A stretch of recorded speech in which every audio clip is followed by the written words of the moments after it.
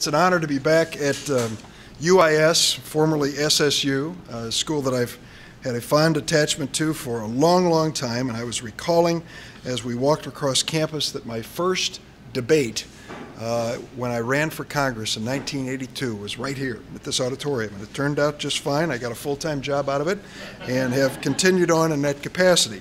So today I want to talk to you about an issue that I found to be very important as I traveled across the state of Illinois. Students who are going to school are concerned about not only a good education but not ending up in debt. And I learned several years ago that one of the items that was very expensive was the cost of textbooks.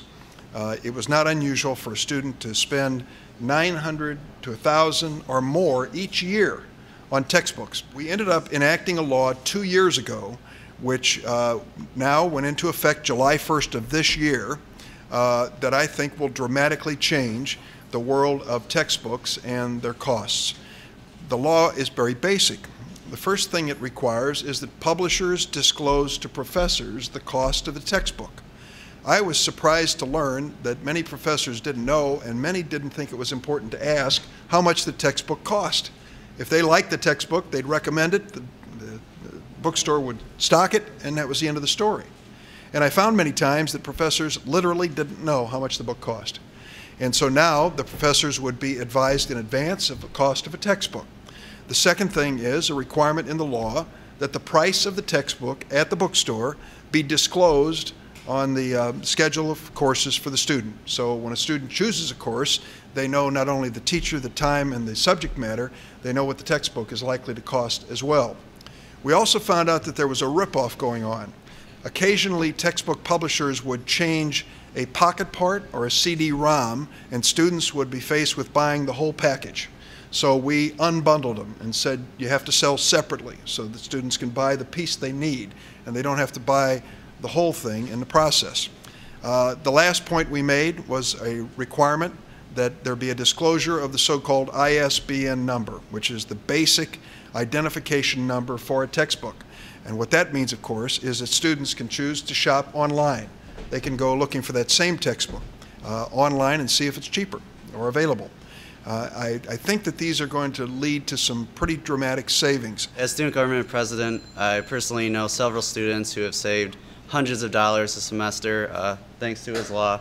Like the senator mentioned earlier, the fact that the school has to release the ISBN numbers has really given students the opportunity to look for their textbooks elsewhere, such as Amazon.com and other sites. It really has done a lot to save students money, and I'd like to thank him for this law. I think the world of textbooks as we see it today is going to change dramatically. I don't think textbooks will go away completely, but I think more and more textbooks will be available online. And so I have introduced a bill, which I hope to pass next, that is going to provide incentives, financial incentives for universities to move toward online textbooks. I know that the University of Illinois at Urbana, as well as here at Springfield, has initiated additional programs, rental programs for textbooks as advertised, as well as an opportunity for students, if they'd like to buy some of these books online. I think that this rental program is a great program. I know myself, I saved over $200 being able to rent my textbooks, which is huge for a poor college student, and I know several other students like myself have been able to save lots of money.